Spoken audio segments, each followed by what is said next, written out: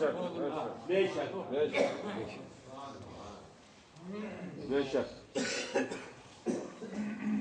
کیا ہوا؟ تو پہلے سے سمجھتا ہے کہ 72 افراد شہید ہوں گے، گھبرانا، یہ 72 افراد ضرور شہید ہوں گے، بچے گا ایک، اور سامنے والے کے 20 بیٹے ہوں گے، 20 اولاد ہوگی، 15 بیٹے اور 5 ایک بھی نہیں بچے گا۔ ابن کثیر نے لکھا ہے، اور اسی کو ایک دیوبندی عالم مولانا عبدالرشید نعمانی کی ایک کتاب ہے واقعہ کربلا پر، پڑھنے کی ہے، آپ پڑھیں، پڑھنے کے لائق اچھی ہے۔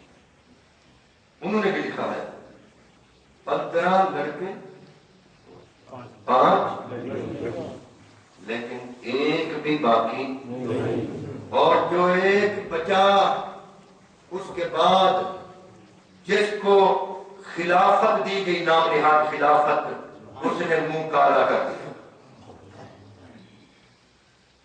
اس نے کہا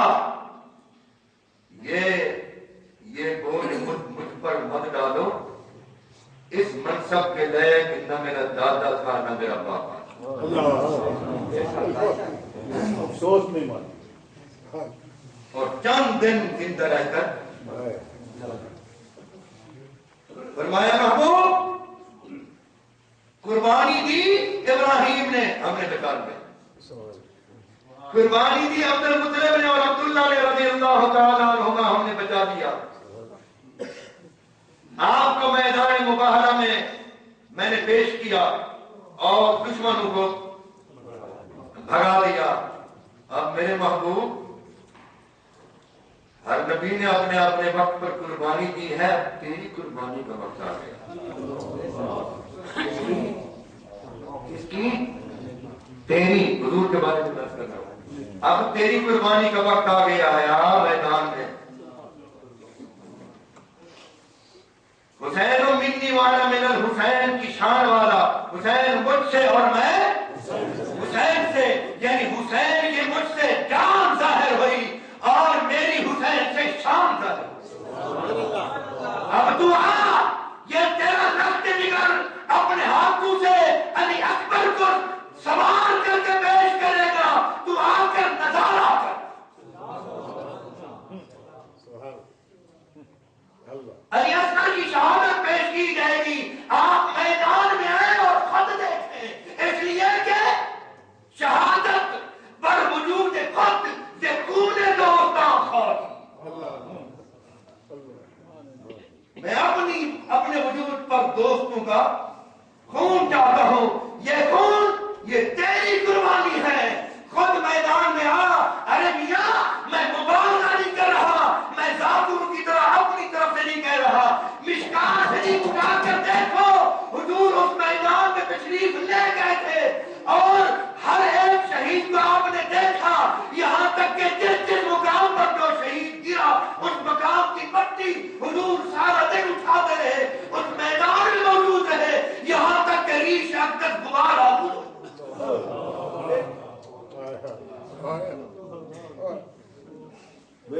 یہ عام قربانی نہیں تھی کہ بچ کر زندہ سلام اکھر آ جائے، یہ میرے محبوب کے گئے مقام قربانی تھی، اس لیے فرمایا محبوب 72 لوں گا اپنی توحید پر، اور تجھے اپنے ہاتھوں سے دینے ہوں گے ہر ایک پر۔ اس لیے اگر کوئی تقابل اس صورت میں کرے نا تو فتویٰ نہ لگایا کرو۔ ہمارے علاقے کے ایک عالم دین ہے مولانا نذیر احمد قریشی، وہ گیلا والی والے، وہ کہہ رہے تھے سریکی میں کہ خلیل اللہ کا ایک فردا میدان ولایت قربان ہونے واسطے گیا، لیکن زندہ واپس ول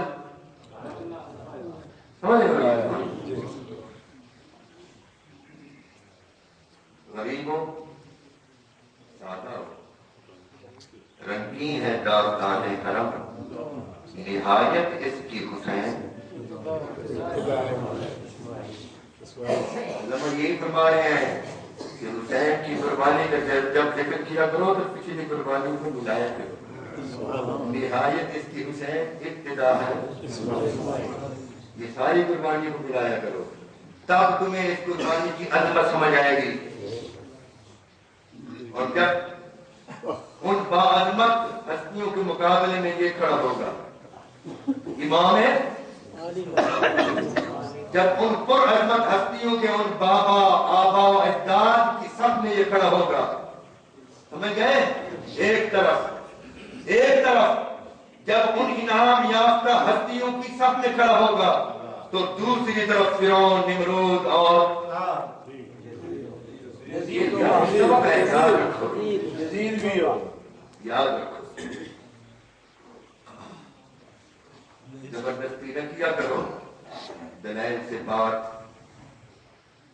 منوایا کرو لوگوں سے۔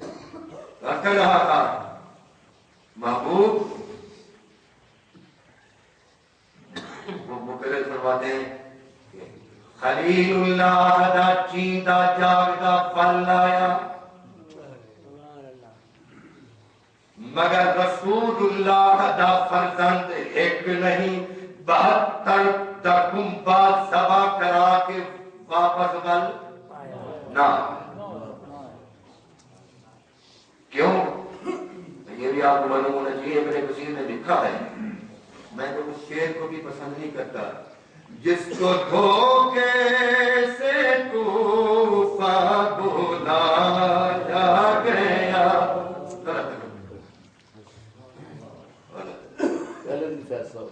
یہ غلط، کوئی دھوکہ نہیں۔ وَلَنَبْلُوَنَّكُمْ کیوں نے سن رکھا ہوں وہ کہاں دھوکے میں ہم تمہیں آزمائیں گے بِشَيْءٍ مِّنَ الْخَوْفِ، کچھ خوف سے، ذرا گنتے جانا، کچھ خوف سے، وَالْجُوعِ اور بھوک سے، وَنَقْصٍ مِّنَ الْأَمْوَالِ اور مالوں کے نقصان سے، وَالْأَنفُسِ اور جانوں کے، وَالثَّمَرَاتِ اور اولاد کے۔ کتنی چیزیں ہیں؟ دوستان گرامی، اگر من بیٹھے ہو، روایات بیان نہیں کر رہا، تاریخ اٹھا کر دیکھو، یہ پانچوں کی پانچوں باتیں بیک وقت کسی ایک شخص پر آزمائی نہیں گئی۔ اگر یہ آزمائی گئی پانچوں کی پانچیں بیک وقت تو امام عالی مقام پر کیوں؟ اس لیے کہ حسین و بن کی سبحان اللہ،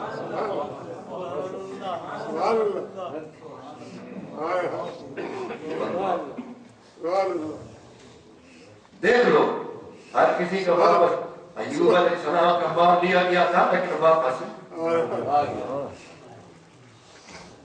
جب یوں تقابل کرو نا کہ یہ حضور کی قربانی ہے اور ثابت قدم رہنے والا ہے، ٹکرا جانے والا ہے، یہاں میں یہ بھی عرض کرتا چلوں، میں نے اپنی کتاب میں بھی لکھ دی ہے، میری ایک کتاب آئی ہے لطافت جسد مصطفیٰ، روڈ میں، اس میں میں نے لکھا ہے لطافت جسد مصطفیٰ، یعنی حضور کے جسم کی لطافت جو ہے وہ کیوں ہے، پھر لطافت کی وجہ سے وہ حضور کے پسینے کا ذکر آیا، حضور کے خون کا ذکر آیا، حضور کے پیشاب مبارک کا ذکر آیا، حضور کے پخانہ مبارک کا ذکر آیا، اور خوشبو کی، مشک کی خوشبو آتی تھی جہاں بڑا پیشاب کرتے، چھوٹا پیشاب لوگوں نے پی لیا، خون اقدس لوگوں نے جو حضور نے اپنے جسم سے جدا کرایا۔ ارے میاں، پسینہ مشک اور عنبر سے زیادہ خوشبودار تھا، یہ تو تیری بخاری اور مسلم میں ہے۔ کس میں؟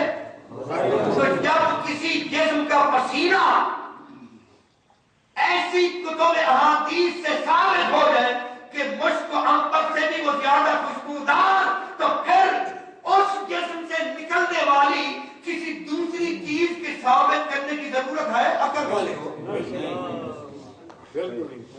یوں تو خون حرام ہے، لیکن یہ میری اور تیری بات ہے، نبی کا خون حرام نہیں ہے، وہ پاک خون تھا، اسے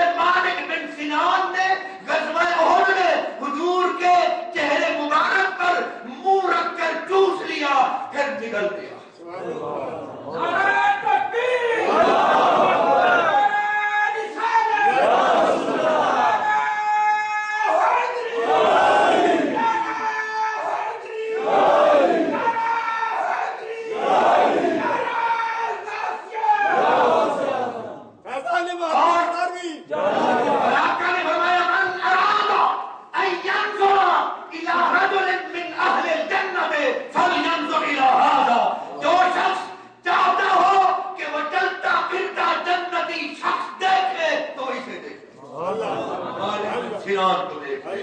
یہ تھے غزوہ احد میں. اسی وقت پھر انہوں نے میدان میں جانا تھا اور کام میں آنا تھا. اس لیے ان کو ان کے مطابق خوشخبری دی. اور ابن زبیر عبداللہ ابن زبیر نے بھی حضور کے پچھلے لگا کر فسد لگا کر جو خون جسم اقدس سے جدا کیا گیا تھا اور ایک پیالے میں ڈالا گیا تھا, میرے آقا نے اسے دیا کہ یہ باہر گرا کے آؤ. وہ گئے ڈیوڑی میں دروازے کی عورت میں کھڑے ہو کر پی دیا. واپس آ گئے. غور سے سننا امام حسین کی شان ہے. واپس آئے. آپ نے فرمایا کہاں کیا؟ کہنے لگے کہ ایسی جگہ پر چھپا دیا ہے کہ لوگ دیکھ نہیں سکتے. آپ نے فرمایا اللہ کا شریف تھا, شاید تم نے پی لیا. انہوں نے کہا جی ہاں.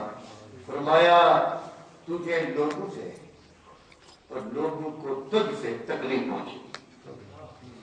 اس کو جنت کی بشارت, اس کو یوں کیوں؟ اس لیے کہ یہ ابھی نابالغ بچہ تھا اور حضور دیکھ رہے تھے کہ اس نے لمبی عمر پانی ہے اور یہ اس وقت تک رہے گا جب گندے لوگوں کی حکومت, اور پھر وہ غلط لوگ اپنی منوانا چاہیں گے اور اس کے اندر میرا خون اس کو اس کے اندر جو میرا خون چلا گیا اس کے منہ کے ذریعے وہ خون اسے جھکنے غلط بات کو تسلیم کرنے. اس لیے فرمایا لوگوں کو تجھ سے لوگوں کو تکلیف پہنچے گی. یہ مانا تھا اور وہ ہوئی. ابھی آپ کہہ رہے تھے عبداللہ ابن کو مارنے کے لیے کعبہ پر سنگھاری کی. کیوں؟ اس لیے وہ مانتا نہیں تھا. وہ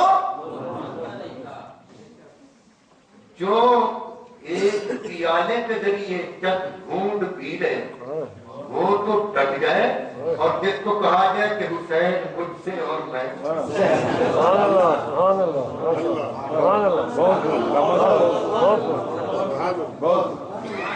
افسوس کی بات. یہ نکتہ ابن حجر اسقلانی, خفاجی, زرقانی وغیرہ نے لکھا ہے.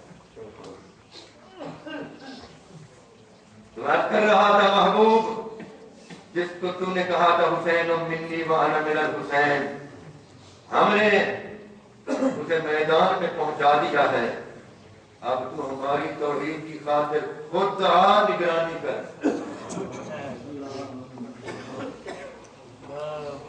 حضور تھے موجود یا نہیں؟ خون اور مٹی چنتے رہے یا نہیں؟ اتنا چنی کہ داڑھی مبارک اس میدان میں اتنا رہے کہ داڑھی مبارک پر غبار آ. اس سے بڑھ کر کیا بیان تو میں کر رہا تھا. ان چیزوں کو سمجھو اور تاریخ کی طرف مت جاؤ. حضور نے جو گارنٹی دی تھی کہ وہ کسی کے سامنے جھکے گا نہیں, حضور نے گارنٹی دی تھی کہ وہ کسی شیطان کے چکر میں